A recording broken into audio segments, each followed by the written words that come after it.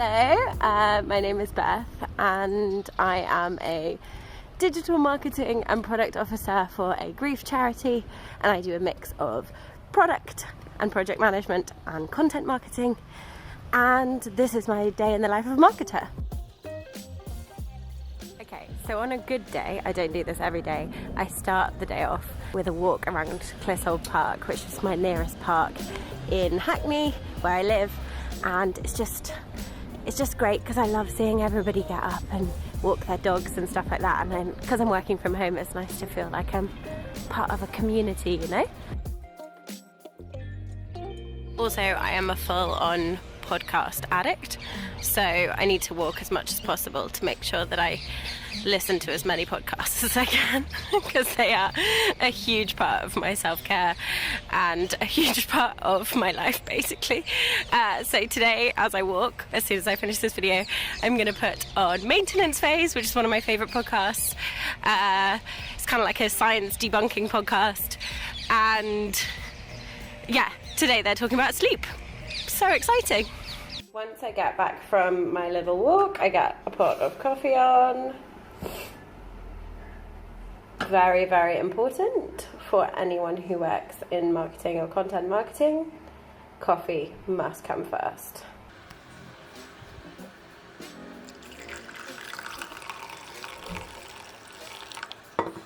Okay, now we're ready to start the day properly. Okay, so I am fairly lucky in that I have a little office space in my flat in London, and I know that's a massive privilege because not everyone in London has room to put their laptop permanently.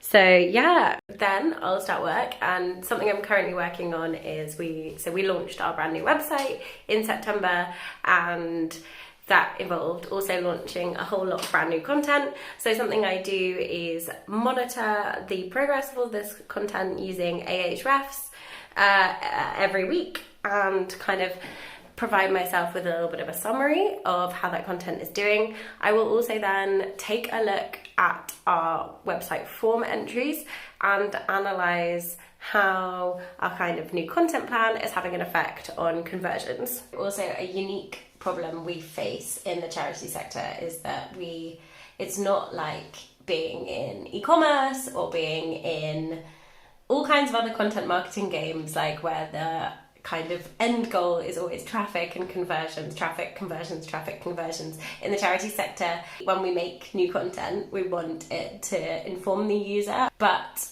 we have to keep one eye on the fact that we are a charity. The charity I work for provides services, provides free counselling, and the demand for those services actually really outweighs the supply. We don't have enough counsellors to provide everybody who wants it with counselling all the time. So when I'm creating new content for the website, I have to have in mind, like, what's my call to action? Where am I signposting? If I'm going to create a really popular piece of content that I know is going to work really well, which, you know, of course I do all the time because I'm excellent.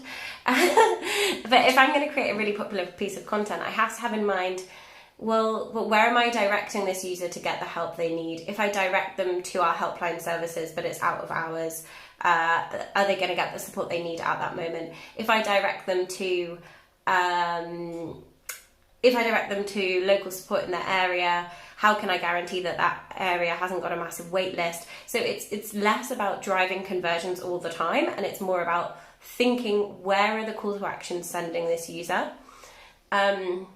So what we tend to do is we end our kind of content, our self-help content, with multiple calls to action. So that could be call the helpline, or keep reading more about this kind of grief support self-help stuff that we offer. It's almost like you're deliberately breaking some of the like golden rules of content marketing, golden rules of SEO, so that you can ensure that the person who's reading this content is going to get the help they need. Obviously, it's been a really long time, the pandemic, working from home, etc., etc., and it is hard to stay motivated during that time. One thing that I keep in mind at all times is the service user. In this case, working for a charity, that's really easy. You can think, oh, actually, the thing I'm writing, the content that I'm creating, the website that I'm improving, the you know, the H tags I'm optimizing, whatever.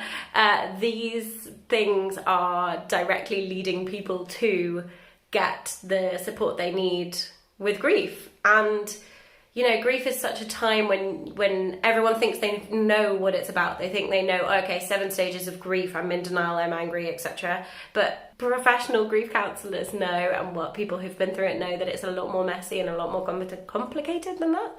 And so when I'm writing content for my organisation, I'm thinking all the time, this is going to be read by someone in need, and that keeps me motivated every single time. And okay, so when I'm writing new content, which is, I generally try and get like 2 to 3 new ideas every month. During our website redesign, that was like 100 new ideas, because we wanted to launch with as much new content as possible. But yeah, 2 to 3 new ideas a month is really, really good, I think. So my process generally starts by analysing competitors. So I will plug some competitor websites into our SEO keyword analysis tool, find out if there's any words they are ranking for that we are not. You know, copying is the best form of flattery.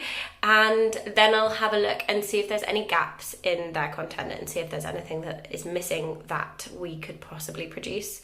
Another place that I look for ideas is talking to our volunteers about the things that they find really helpful in session. For example, there are a number of different grief models that they use in session.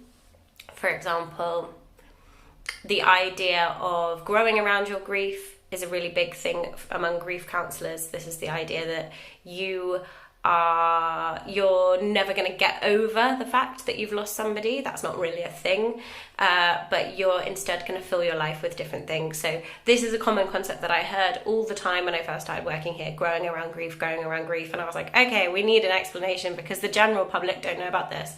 So then I put this idea to paper, found out some frequently asked questions, used some keyword research, and now it's a really, really popular really popular page on the website. Okay, so once I've done the morning, done some content analysis, had a look at website conversions through our web form, I will obviously stop for lunch. Right now, I'm eating some leftover pizza for my lunch. So as the day gets on, I generally start to feel, you know, a bit more tired, a bit more like I need to get some exercise. So I generally finish the day with a swim. So swimming is something that I do a lot throughout the week. I either go Monday lunchtime or I do after work on a Wednesday or a Friday. And yep, I'm really, really lucky because the pool is just the other side of the park from my house. And so I can just pop there whenever I like when I'm working from home. And I'm just getting my swim bag ready right now. Okay, so I've got the Speedo swimming costume, the goggles, the wash bag, the goggle case, which I'm very proud of, and a jumper for the way home. So I hope you enjoyed my day in the life of a content marketer. It's time for me to sign off now. Go and have a swim, get some exercise, and then chill out. So thanks so much. Bye.